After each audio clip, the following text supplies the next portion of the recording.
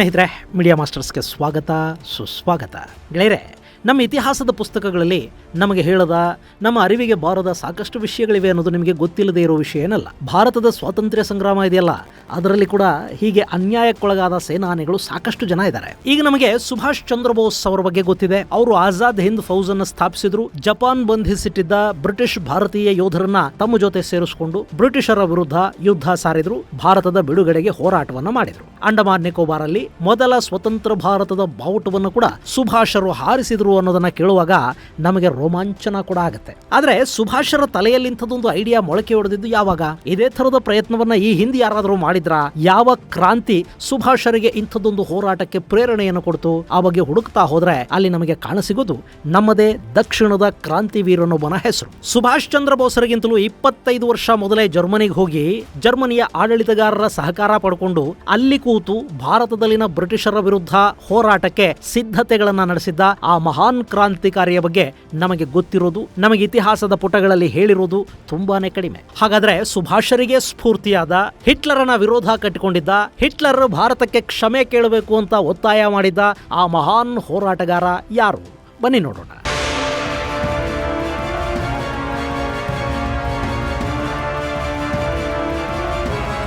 ಗೆಳೆಯರೆ, ನನ್ನ ಪ್ರತಿ ವಿಡಿಯೋಗಳ ಅಂತ್ಯದಲ್ಲಿ ನೀವು ಜೈ ಹಿಂದ್ ಅನ್ನೋ ಘೋಷಣೆಯನ್ನು ಕೇಳ್ತೀರಿ. ಜೈ ಹಿಂದ್ ಆಜಾದ್ ಹಿಂದ್ ಫೌಜ್ನ ರಣಘೋಷ ಆಗಿತ್ತು. ಆ ನಂತರ ಸ್ವಾತಂತ್ರ್ಯ ಹೋರಾಟಗಾರರ ಉತ್ಸಾಹವನ್ನ ಹೆಚ್ಚು ಮಾಡ್ತಾ ಇದ್ದ ಜೈ ಹಿಂದ್ ಈಗ ಪರಸ್ಪರ ಅಭಿವಾದ ತಿಳಿಸೋದಿಕ್ಕೆ, ಗ್ರೀಟ್ ಮಾಡ್ಕೊಳ್ಳೋದಿಕ್ಕೆ ನಮ್ಮ ಭಾರತೀಯ ಸೇನೆಯಲ್ಲಿ ಕೂಡ ಬಳಕೆ ಆಗ್ತಾ ಇದೆ. ಜೈ ಹಿಂದ್ ಅನ್ನೋ ಘೋಷಣೆಯಲ್ಲಿ ಒಂದು ಶಕ್ತಿ ಇದೆ. ಅದನ್ನ ಆಗಾಗ ಹೇಳುವ, ಕೇಳಿಸಿಕೊಳ್ಳುವ ನಮ್ಮಲ್ಲಿ ಎಷ್ಟು ಜನಕ್ಕೆ ಈ ಘೋಷಣೆಯ ಕರ್ತೃ ಯಾರು ಅನ್ನೋದು ಗೊತ್ತಿದೆ ಹೇಳಿ? ಗೆಳೆಯರೆ, ಆತನ ಹೆಸರು ಚಂಪಕರಾಮನ್ ಪಿಳ್ಳೆ. ಅರೆ, ಜೈ ಹಿಂದ್ ಅನ್ನ ಸುಭಾಷರಿಗೆ ಕೊಟ್ಟಿದ್ದು ಅಬಿದ್ ಹಸನ್ ಅಲ್ವಾ ಅಂತ ನನ್ನ ಮೇಲೆ ಯುದ್ಧಕ್ಕೆ ಬಂದು ಬಿಡಬೇಡಿ. ಅಬಿದ್ ಹಸನ್ಗೂ ಮೊದಲು ಜೈ ಹಿಂದ್ ಘೋಷವಾಕ್ಯ ಕೇಳಿ ಬಂದಿದ್ದು ಈ ಚಂಪಕರಾಮನ್ ಪಿಳ್ಳೈ ಬಾಯಲ್ಲಿ. ಈ ಘೋಷಣೆಯನ್ನ ಸುಭಾಷರಿಗೆ ಸಜೆಸ್ಟ್ ಮಾಡಿದ್ದು ಅಬಿದ್ ಹಸನ್.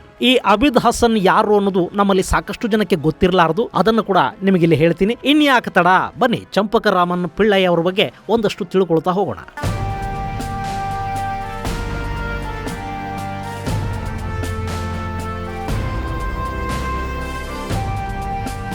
ಗೆಳೆಯರೆ, ಅದು ಮೊದಲ ಪ್ರಪಂಚ ಯುದ್ಧ ಶುರುವಾಗಿದ್ದ ಸಮಯ ಸೆಪ್ಟೆಂಬರ್ 22, 1914. ಅವತ್ತು SMS ಎಮ್ಡೆನ್ ಅನ್ನೋ ಜರ್ಮನಿಯ ಯುದ್ಧ ನೌಕೆಯೊಂದು ನಮ್ಮ ಇವತ್ತಿನ ಚೆನ್ನೈ ಅಂದ್ರೆ ಅವತ್ತಿನ ಮದ್ರಾಸ್ ಸಮೀಪಕ್ಕೆ ಬರುತ್ತೆ. ಕ್ಯಾಪ್ಟನ್ ಕಾರ್ಲ್ ಓನ್ ಮುಲ್ಲರ್ ನೇತೃತ್ವದಲ್ಲಿ ಹಿಂದೂ ಮಹಾಸಾಗರಕ್ಕೆ ಬಂದ ಆ ಯುದ್ಧ ನೌಕೆ ಚೆನ್ನೈನ ಬ್ರಿಟಿಷ್ ಹಾರ್ಬರ್ ಮೇಲೆ ಬಾಂಬಿಂಗ್ ಅನ್ನು ಮಾಡುತ್ತೆ. ಅಲ್ಲಿದ್ದ ಒಂದಷ್ಟು ಯುದ್ಧ ನೌಕೆಗಳನ್ನ ನಾಶ ಮಾಡುತ್ತೆ.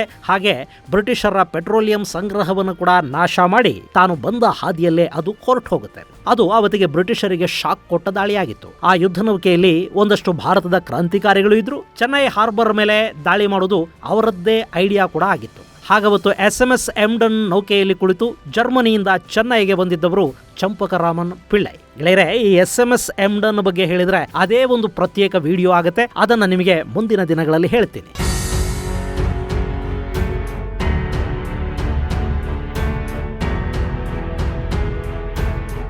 ಇನ್ನು ಈ ಚಂಪಕರಾಮನ್ ಪಿಳ್ಳೈ ಸೆಪ್ಟೆಂಬರ್ 15, 1891 ಇವತ್ತಿನ ಕೇರಳದ ತಿರುವನಂತಪುರಂನಲ್ಲಿ ತಮಿಳ್ ವೆಲ್ಲಲಾರ್ ಕುಟುಂಬವೊಂದರಲ್ಲಿ ಜನಿಸ್ತಾರೆ. ತಂದೆ ಚಿನ್ನಸ್ವಾಮಿ ಪಿಳ್ಳೈ, ತಾಯಿ ನಾಗಮ್ಮಾಳ್. ಈ ಕುಟುಂಬ ಇವತ್ತಿನ ತಮಿಳುನಾಡಿನ ಕನ್ಯಾಕುಮಾರಿ ಜಿಲ್ಲೆಯಲ್ಲಿನ ನಂಜುಲ್ನಾಡುನಿಂದ ತಿರುವನಂತಪುರಂ ಅಂದ್ರೆ ಅವತ್ತಿನ ಟ್ರಾವಂಕೂರ್ ಸಂಸ್ಥಾನದ ರಾಜಧಾನಿಗೆ ವಲಸೆ ಹೋಗಿದ್ದ ಕುಟುಂಬ. ಬಾಲ್ಯದಲ್ಲಿ ವಿದ್ಯಾಭ್ಯಾಸವನ್ನ ತಿರುವನಂತಪುರಂನಲ್ಲಿ ಮುಗಿಸಿದ ಚಂಪಕರಾಮನ್ ಪಿಳ್ಳೈ ಬಾಲಕರಾಗಿದ್ದಾಗಲೇ ಸ್ವತಂತ್ರ ಚಳವಳಿಯ ಕಡೆಗೆ ಆಕರ್ಷಿತರಾಗ್ತಾರೆ.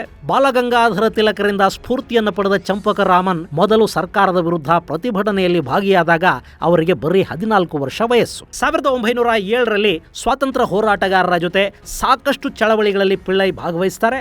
ಜೈ ಹಿಂದ್ ಅನ್ನೋ ಘೋಷಣೆಯನ್ನ ಅವರು ಕೊಟ್ಟಿದ್ದು ಕೂಡ ಇದೇ 1907ರಲ್ಲಿ. ಅವರ ಬಂಧನಕ್ಕೆ ಅವತ್ತಿನ ಟ್ರಾವೆಂಕೂರ್ ಪೊಲೀಸರು ಹಾಗೂ ಬ್ರಿಟಿಷ್ ಆಡಳಿತ ಎಲ್ಲ ಸಿದ್ಧತೆಗಳನ್ನು ಮಾಡಿಕೊಳ್ಳುತ್ತೆ. ಹೀಗಾಗಿ ಪಿಳ್ಳೈ ಸ್ನೇಹಿತರ ಸಹಾಯ ಪಡ್ಕೊಂಡು ಭಾರತವನ್ನು ಬಿಟ್ಟು ಯುರೋಪ್ಗೆ ಬರ್ತಾರೆ. ಉನ್ನತ ವ್ಯಾಸಂಗಕ್ಕಾಗಿ ಸ್ವಿಟ್ಜರ್ಲ್ಯಾಂಡ್ನ ಜ್ಯೂರಿಚ್ ವಿಶ್ವವಿದ್ಯಾಲಯಕ್ಕೆ ಬರ್ತಾರೆ. 1914ರ ಹೊತ್ತಿಗೆ ಇಂಜಿನಿಯರಿಂಗ್ ಡಿಪ್ಲೊಮೊ ಪದವಿಯನ್ನು ಕೂಡ ಪಿಳ್ಳೈ ಪಡ್ಕೋತಾರೆ. ಅಷ್ಟೊತ್ತಿಗಾಗಲೇ ಯುರೋಪ್ ಅಲ್ಲಿ ಕೈಗಾರಿಕಾ ಕ್ರಾಂತಿ ನಡೆದು ಹೋಗಿತ್ತು. ರಾಷ್ಟ್ರೀಯತೆ ಕಲ್ಪನೆ ಕಲ್ಪನೆ ಅವರಲ್ಲಿ ಮೂಡಿ ಸಾಕಷ್ಟು ದಿನಗಳಾಗಿದ್ವು. ಅಲ್ಲಿನ ವಾತಾವರಣ ರಾಮನ್ ಪಿಳ್ಳೈ ಅವರಲ್ಲಿನ ಭಾರತದ ಬಗೆಗಿನ ಭಕ್ತಿ ಮತ್ತು ಸ್ವಾತಂತ್ರ್ಯದ ಕನಸನ್ನ ಮತ್ತಷ್ಟು ಹೆಚ್ಚು ಮಾಡ್ತಾ ಹೋಯಿತು. ಜೊತೆಗೆ ಅಲ್ಲಿ ಸಾಕಷ್ಟು ರಾಷ್ಟ್ರವಾದಿಗಳ ಸಂಪರ್ಕ ಕೂಡ ಈ ಚಂಪಕರಾಮನ್ ಪಿಳ್ಳೈ ಅವರಿಗೆ ಸಿಕ್ತು. ಅದೇ ದಿನಗಳಲ್ಲೇ ಜಗತ್ತು ಮೊದಲ ವಿಶ್ವ ಯುದ್ಧದ ಬಿಸಿಯನ್ನ ಅನುಭವಿಸಬೇಕಾಗುವಂತು. ಅದೇ ದಿನಗಳಲ್ಲೇ ಈ ಚಂಪಕರಾಮನ್ ಪಿಳ್ಳೈ ಜ್ಯೂರಿಚ್ ಅಲ್ಲಿ ತಮ್ಮ ಒಂದಷ್ಟು ಗೆಳೆಯರು, ಸಹಪಾಠಿಗಳು, ಅಲ್ಲಿನ ಭಾರತೀಯರನ್ನ ಸೇರಿಸಿಕೊಂಡು ಪ್ರೋ ಇಂಡಿಯನ್ ಕಮಿಟಿಯನ್ನ ಸ್ಥಾಪನೆ ಮಾಡಿದರು. ಆದರೆ ಅವರ ಹೋರಾಟಕ್ಕೆ ಜ್ಯೂರಿಚ್ ಸರಿಯಾದ ಸ್ಥಳ ಅಲ್ಲ ಅನ್ನೋದು ಅವರಿಗೆ ಕೆಲವೇ ದಿನಗಳಲ್ಲಿ ಗೊತ್ತಾಗೋಯ್ತು. ಅಷ್ಟೊತ್ತಿಗೆ ಜರ್ಮನಿಯ ರಾಜಧಾನಿ ಬರ್ಲಿನ್ನಲ್ಲಿ ವೀರೇಂದ್ರನಾಥ್ ಚಟ್ಟೋಪಾಧ್ಯಾಯ ಅವರು ಇಂಡಿಯನ್ ಇಂಡಿಪೆಂಡೆನ್ಸ್ ಕಮಿಟಿಯನ್ನ ಸ್ಥಾಪನೆ ಮಾಡಿದ್ರು. ಇದು ವಿದೇಶಿ ನೆಲದಲ್ಲಿ ಕುಳಿತು ಭಾರತ ಸ್ವಾತಂತ್ರ್ಯಕ್ಕಾಗಿ ಹೋರಾಟ ಮಾಡ್ತಾ ಇದ್ದ ಕ್ರಾಂತಿಕಾರಿಗಳ ಸಂಘಟನೆ ಆಗಿತ್ತು. ಕೆನಡಾ, ದಕ್ಷಿಣ ಅಮೆರಿಕ ಸೇರಿದ ಹಾಗೆ ನಾನಾ ದೇಶಗಳಲ್ಲಿನ ಸಾಕಷ್ಟು ವಿದ್ಯಾವಂತರು, ಕ್ರಾಂತಿಕಾರಿಗಳು ಈ ಸಂಘಟನೆಯ ಜೊತೆ ಸಂಪರ್ಕವನ್ನು ಇಟ್ಟುಕೊಂಡಿದ್ರು. ಗೆಳೆಯರೆ, ಈ ವೀರೇಂದ್ರನಾಥ್ ಚಟ್ಟೋಪಾಧ್ಯಾಯರ ಬಗ್ಗೆ ಕೂಡ ನಿಮಗೆ ಹೇಳಲೇಬೇಕಾಗಿದೆ. ಅದನ್ನ ಮುಂದೆ ಯಾವತ್ತಾದ್ರೂ ಹೇಳ್ತೀನಿ. ಈ ಇಂಡಿಯನ್ ಇಂಡಿಪೆಂಡೆನ್ಸ್ ಕಮಿಟಿ ಬಗ್ಗೆ ಗೊತ್ತಾದ ಕೂಡಲೇ ನಮ್ಮ ಚಂಪಕರಾಮನ್ ಪಿಳ್ಳೈ ಜ್ಯೂರಿಚ್ನಿಂದ ಸೀದಾ ಬರ್ಲಿನ್ಗೆ ಬರ್ತಾರೆ. ತಮ್ಮ ಪ್ರೋ ಇಂಡಿಯನ್ ಕಮಿಟಿಯನ್ನ ಇಂಡಿಯನ್ ಇಂಡಿಪೆಂಡೆನ್ಸ್ ಕಮಿಟಿಯಲ್ಲಿ ವಿಲೀನ ಮಾಡಿ ತಾವು ಕೂಡ ಒಂದಷ್ಟು ಗೆಳೆಯರ ಜೊತೆ ಸೇರಿ ಜರ್ಮನಿಯ ಇಂಟೆಲಿಜೆನ್ಸ್ ಬ್ಯೂರೋಗಾಗಿ ಕೆಲಸ ಮಾಡೋದಕ್ಕೆ ಶುರು ಮಾಡ್ತಾರೆ.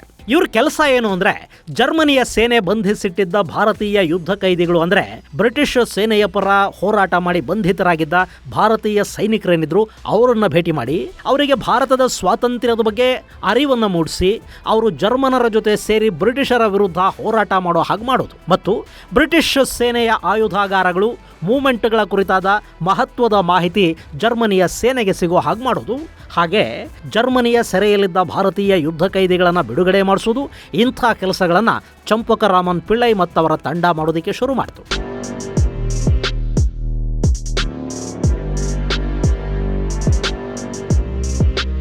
ಗೆಳೆಯರೆ, ಯುದ್ಧ ಕೈದಿಗಳ ಜೊತೆ ಕೆಲಸ ಮಾಡೋದು ಒಂದು ಕೂಡಲೇ ನಿಮಗೆ ಆಜಾದ್ ಹಿಂದ್ ಫೌಜ್ ನೆನಪಾಗಿರ್ಬೇಕಲ್ವೇ? ಚಂಪಕರಾಮನ್ ಪಿಳ್ಳೈ ಅವರ ಈ ಐಡಿಯಾನೇ ಮುಂದೆ ಸುಭಾಷ್ ಚಂದ್ರ ಬೋಸ್ ಅವರಿಗೆ ಭಾರತೀಯ ಯುದ್ಧ ಕೈದಿಗಳನ್ನು ಬಳಸಿಕೊಂಡು ಆಜಾದ್ ಹಿಂದ್ ಫೌಜ್ ಕಟ್ಟೋದಕ್ಕೆ ಸ್ಫೂರ್ತಿಯಾಗಿತ್ತು. ಹಾಗೆ ಸುಭಾಷರಿಗಾಗಿ ಜಪಾನ್ ಜೊತೆ ಮಾತುಕತೆ ನಡೆಸಿ ಇಂಥದ್ದೊಂದು ಸೇನೆ ಕಟ್ಟೋದಕ್ಕೆ ಸಹಾಯ ಮಾಡಿದ್ರಲ್ಲ ರಾಸ್ ಬಿಹಾರಿ ಬೋಸ್, ಅವರು ಕೂಡ ಜಪಾನ್ನಲ್ಲಿ ಇಂಡಿಯನ್ ಇಂಡಿಪೆಂಡೆನ್ಸ್ ಲೀಗ್ ಅನ್ನೋ ಸಂಘಟನೆಯನ್ನು ಕಟ್ಟಿದ್ರು. ಅದಕ್ಕೆ ಸ್ಫೂರ್ತಿ ಕೂಡ ಜರ್ಮನಿಯಲ್ಲಿ ಹುಟ್ಟಿದ್ದ ಇಂಡಿಯನ್ ಇಂಡಿಪೆಂಡೆನ್ಸ್ ಕಮಿಟಿ.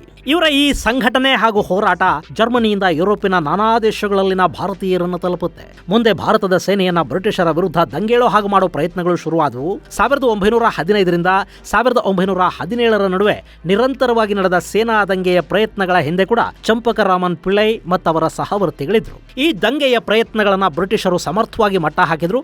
ಇದನ್ನ ಹಿಂದೂ ಜರ್ಮನ್ ಕಾನ್ಸ್ಪಿರಸಿ ಅಂತ ಕರೀತಾರೆ. ಗದಾರ್ ಪಾರ್ಟಿ ಇದರಲ್ಲಿ ಪ್ರಮುಖ ಪಾತ್ರವನ್ನ ವಹಿಸಿತ್ತು ಅನ್ನೋದು ಮತ್ತೊಂದು ವಿಶೇಷ. ಇಲ್ಲಿ ಈ ಹೋರಾಟಗಾರರಿಗೆ ಬೇಕಾದ ಆರ್ಥಿಕ ನೆರವನ್ನ ಅವತ್ತು ಜರ್ಮನಿಯ ಸರ್ಕಾರ ಕೊಡೋದಕ್ಕೆ ಶುರು ಮಾಡಿತು.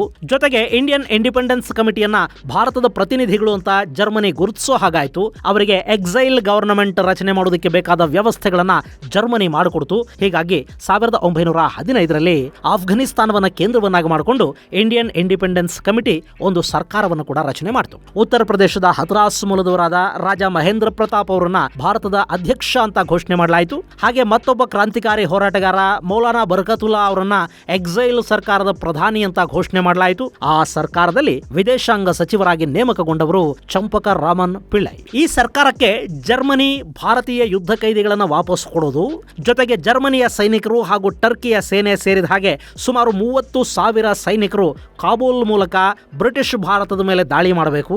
ಅದೇ ಸಮಯಕ್ಕೆ ಜರ್ಮನಿಯ ನೌಕಾಪಡೆ ಕೂಡ ದಕ್ಷಿಣ ಭಾಗದ ಮೂಲಕ ಏಕಕಾಲಕ್ಕೆ ದಾಳಿ ಮಾಡಬೇಕು. ಇದರ ನಡುವೆ ಭಾರತೀಯ ಬ್ರಿಟಿಷ್ ಸೇನೆಯಲ್ಲಿನ ಸಿಖ್ ರೆಜಿಮೆಂಟ್ ಹಾಗೂ ಇನ್ನಿತರ ಭಾರತೀಯ ಯೋಧರು ಬ್ರಿಟಿಷರ ವಿರುದ್ಧ ಬಂಡೇಳಬೇಕು. ಈ ಬಂಡಾಯದ ಚಟುವಟಿಕೆಗಳನ್ನ ಗದಾರ್ ಮೂವ್ಮೆಂಟ್ ನೋಡ್ಕೋಬೇಕು. ಇಷ್ಟಾಗಿಬಿಟ್ರೆ ಭಾರತದಿಂದ ಬ್ರಿಟಿಷರನ್ನ ಸಂಪೂರ್ಣವಾಗಿ ಓಡಿಸಬಹುದು ಅನ್ನೋ ಯೋಜನೆ ಅಲ್ಲಿ ಸಿದ್ಧ ಆಯಿತು. ಆದರೆ ಅದೃಷ್ಟ ಅನ್ನೋದಲ್ಲಿ ಸಹಕರಿಸಲಿಲ್ಲ. ಸೇನಾ ಬಂಡಾಯದ ಬಗ್ಗೆ ಬ್ರಿಟಿಷರಿಗೆ ಮೊದಲೇ ಗೊತ್ತಾಯಿತು. ಜೊತೆಗೆ ಮೊದಲನೇ ವಿಶ್ವ ಯುದ್ಧದಲ್ಲಿ ಜರ್ಮನಿ ಕೂಟದ ಶಕ್ತಿ ದಿನೇ ದಿನೇ ಕಡಿಮೆ ಆಗ್ತಾ ಹೋಯಿತು. ಮುಂದೆ 1918ರಲ್ಲಿ ಜರ್ಮನಿ ಯುದ್ಧದಲ್ಲಿ ಸೋಲೋದರೊಂದಿಗೆ ಮೊದಲ ವಿಶ್ವ ಯುದ್ಧಕ್ಕೆ ಕೂಡ ತೆರೆ ಬಿತ್ತು. ಅದಾದ ಮೇಲೆ ಈ ಆಫ್ಘನಿಸ್ತಾನದಲ್ಲಿದ್ದ ಭಾರತೀಯ ಸರ್ಕಾರ ಅಲ್ಲಿಂದ ಜಾಗ ಖಾಲಿ ಮಾಡಬೇಕಾಗಿ ಬಂತು. ಮುಂದೆ ರಾಜ ಮಹೇಂದ್ರ ಪ್ರತಾಪ್ ಜರ್ಮನಿಯಿಂದ ಜಪಾನ್ಗೆ ಹೋಗ್ತಾರೆ. ಆ ನಂತರ ಅಂದ್ರೆ ಎರಡನೇ ವಿಶ್ವ ಯುದ್ಧ ಕೂಡ ಮುಗಿದ ನಂತರ ಸುಮಾರು 36 ವರ್ಷಗಳ ಕಾಲ ಭಾರತದಿಂದ ದೂರ ಇದ್ದ ರಾಜ ಮಹೇಂದ್ರ ಪ್ರತಾಪ್ 1946ರಲ್ಲಿ ಭಾರತಕ್ಕೆ ಹಿಂದಿರುಗಿ ಬರ್ತಾರೆ.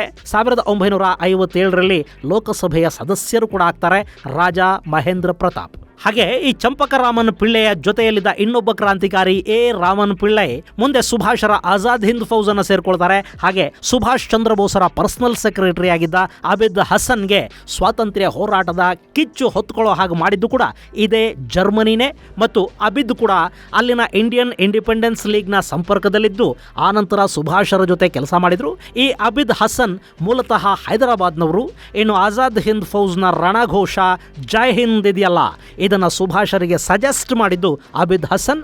ಆದರೆ ಅವರಿಗಿದು ಸಿಕ್ಕಿದ್ದು ಜರ್ಮನಿಯಲ್ಲಿ ಮತ್ತು ಈ ಘೋಷಣೆ ಮೊದಲು ಕೇಳಿ ಬಂದದ್ದು 1907ರಲ್ಲಿ.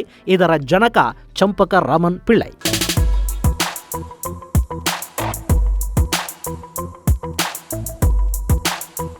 ಇನ್ನು ಗೆಳೆಯರೆ, ಮೊದಲ ವಿಶ್ವಯುದ್ಧ ಮುಗಿದ ಮೇಲೆ ಚಂಪಕರಾಮನ್ ಪಿಳ್ಳೈ ಅವರನ್ನ ನಿರಾಸೆ ಕಾಡೋದಕ್ಕೆ ಶುರುವಾಗುತ್ತೆ. ಆದರೂ ಸ್ವಾತಂತ್ರ್ಯದ ಚಳವಳಿಯಲ್ಲಿ ಅವರು ಮುಂದುವರಿತಾರೆ. ಜರ್ಮನಿಯ ರಾಜಕೀಯ ಪಕ್ಷದಲ್ಲಿ ಕೂಡ ಗುರುತಿಸ್ಕೊಳ್ತಾರೆ. ಬದುಕು ನಡೆಸೋದಕ್ಕಾಗಿ ಜರ್ಮನಿಯ ಒಂದು ಕಾರ್ಖಾನೆಯಲ್ಲಿ ಕೆಲಸಕ್ಕೂ ಸೇರ್ಕೋತಾರೆ. ಅಲ್ಲೇ ಮಣಿಪುರ ಮೂಲದ ಲಕ್ಷ್ಮೀಬಾಯಿ ಎಂಬಾಕೆಯನ್ನು ಮದುವೆ ಆಗ್ತಾರೆ.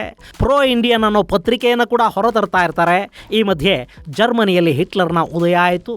ಆತ ಭಾರತದ ವಿರುದ್ಧ ಅವಹೇಳನಕಾರಿಯಾಗಿ ಒಂದು ಹೇಳಿಕೆಯನ್ನು ಕೂಡ ಕೊಟ್ಟುಬಿಡ್ತಾನೆ. ಬ್ರಿಟಿಷರು ಭಾರತೀಯರನ್ನ ಎಷ್ಟು ಕೆಟ್ಟದಾಗಿ ನಡೆಸ್ಕೋತಾ ಇದ್ದಾರೆ ಅನ್ನೋದು ಜರ್ಮನಿಗೆ ಕೂಡ ಒಂದು ಮಾದರಿಯಾಗಬೇಕು. ಗುಲಾಮರು ಮತ್ತು ದಾಸ್ಯದ ಮನಸ್ಥಿತಿಯನ್ನು ಹೊಂದಿರುವ ಹೇಡಿಗಳಿಗೆ ಏನಾಗಬೇಕಾಗಿದೆಯೋ ಅದು ಭಾರತದಲ್ಲಿ ಆಗ್ತಾ ಇದೆ ಅನ್ನೋ ಥರದ ಹೇಳಿಕೆಯೊಂದು ಹಿಟ್ಲರ್ನ ಬಾಯಲ್ಲಿ ಬಂತು. ಇದನ್ನು ಕೇಳಿ ಚಂಪಕರಾಮನ್ ಪಿಳ್ಳೈ ಕನಲಿ ಹೋಗ್ತಾರೆ. ಹಿಟ್ಲರ್ಗೊಂದು ಖಂಡನಾ ಪತ್ರ ಬರೀತಾರೆ. ಕ್ಷಮೆ ಕೇಳಬೇಕು ಅಂತ ಅಂತಿಮ ಗಡುವನ್ನು ಕೂಡ ಕೊಡ್ತಾರೆ. ಆ ಪತ್ರ ಓದಿದ ನಂತರ ಇವರನ್ನ ಭೇಟಿ ಮಾಡೋದಕ್ಕೆ ಹಿಟ್ಲರ್ ಬಯಸ್ತಾನೆ. ಆದರೆ ಅಷ್ಟರಲ್ಲಿ ಈ ಪಿಳ್ಳೈ ಕೊಟ್ಟಿದ್ದ ಅಂತಿಮ ಗಡುವು ಮುಗಿದು ಹೋಗಿತ್ತಂತೆ. ಹೀಗಾಗಿ ಪಿಳ್ಳೈ ಹಿಟ್ಲರ್ ವಿರುದ್ಧ ಮಾಧ್ಯಮಗಳಿಗೆ ಹೇಳಿಕೆ ಕೊಡೋದಕ್ಕೆ ಶುರು ಮಾಡಿದರು ಮತ್ತು ತಮ್ಮ ಪತ್ರಿಕೆಯಲ್ಲಿ ಕೂಡ ಪುಟಗಟ್ಟಲೆ ಹಿಟ್ಲರ್ನನ್ನು ಖಂಡಿಸಿ ಬರೆಯೋದಕ್ಕೂ ಶುರು ಮಾಡಿದರು. ಇದು ಹಿಟ್ಲರ್ ಅನ್ನೋ ನಿರಂಕುಶ ನಾಯಕನನ್ನು ಕೆರಳಿಸ್ತಾ ಹೋಯಿತು. ಪರಿಣಾಮ ಚಂಪಕರಾಮನ್ ಪಿಳ್ಳೈ ಅವರ ಮೇಲೆ ವಿಷಪ್ರಯೋಗ ಆಯಿತು ಅಂತ ಹೇಳಲಾಗತ್ತೆ. 1934ರ ಹೊತ್ತಿಗೆ ಅವರ ಆರೋಗ್ಯ ತೀವ್ರವಾಗಿ ಕೆಡ್ತಾ ಹೋಯಿತು. ಅವರಿಗೆ ಚಿಕಿತ್ಸೆ ಕೊಡಿಸುವ ಪ್ರಯತ್ನಗಳು ಫಲ ಕೊಡಲಿಲ್ಲ. 1934ರ ಮೇ 26ನೇ ತಾರೀಕು ಅವರು ಸದ್ಗತಿಯನ್ನು ಪಡ್ಕೋತಾರೆ. ಅವರ ಅಭಿಲಾಷೆಯಂತೆ ಅವರ ಚಿತಾಭಸ್ಮವನ್ನ ಅವರ ಪತ್ನಿ ಲಕ್ಷ್ಮೀಬಾಯಿ 1935ರಲ್ಲಿ ಭಾರತಕ್ಕೆ ತಗೊಂಡು ಬಂದು ಕನ್ಯಾಕುಮಾರಿಯಲ್ಲಿ ಹಿಂದೂ ಮಹಾಸಾಗರದಲ್ಲಿ ಲೀನ ಮಾಡ್ತಾರೆ. ಇದು ಕೂಡ ಪಿಳ್ಳೈಯವರ ಅಂತಿಮ ಆಸೆ ಆಗಿತ್ತಂತೆ. ಈ ಮಹಾನ್ ಚೇತನ ಸ್ವತಂತ್ರ ಭಾರತವನ್ನ ನೋಡೋ ಮೊದಲೇ ಈ ಲೋಕದ ಋಣವನ್ನ ಮುಗಿಸಿ ಹೊರಟು ಹೋದ್ರು.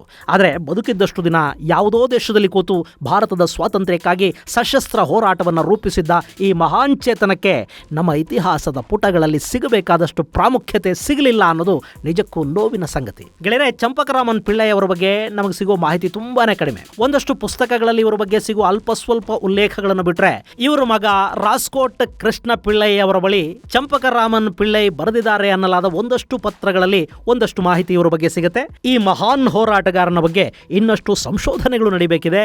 ಈತನ ಬದುಕಿನ ಸಂಪೂರ್ಣ ಚಿತ್ರಣವನ್ನ ಕಟ್ಟಿಕೊಡೋ ಕೆಲಸ ಕೂಡ ಆಗಬೇಕಾಗಿದೆ. ಗೆಳೆಯರೆ, ಭಾರತದ ಸ್ವಾತಂತ್ರ್ಯ ಹೋರಾಟದ ಇತಿಹಾಸವನ್ನು ಹೇಳುವಾಗ ಇಂಥ ಅಸಂಖ್ಯಾತ ಅಜ್ಞಾತ ಸಿಂಹಗಳ ಕಥೆಯನ್ನ ನಿಮ್ಮ ಮುಂದೆ ಇಡಲೇಬೇಕು. ಆ ಕೆಲಸವನ್ನು ಆದಷ್ಟು ಬೇಗ ಮಾಡೋ ಪ್ರಯತ್ನ ಮಾಡ್ತೀನಿ. ಇದು ಗೆಳೆಯರೆ ಚಂಪಕರಾಮನ್ ಪಿಳ್ಳೈ ಅವರ ಕುರಿತಾದ ಒಂದಷ್ಟು ಮಾಹಿತಿ. ಮುಂದಿನ ಸಂಚಿಕೆಯಲ್ಲಿ ಮತ್ತಷ್ಟು ವಿಶೇಷಗಳ ಜೊತೆ ಮತ್ತೆ ಭೇಟಿಯಾಗೋಣ. ಅಲ್ಲಿವರೆಗೆ ಜೈ ಹಿಂದ್, ಜೈ ಕರ್ನಾಟಕ.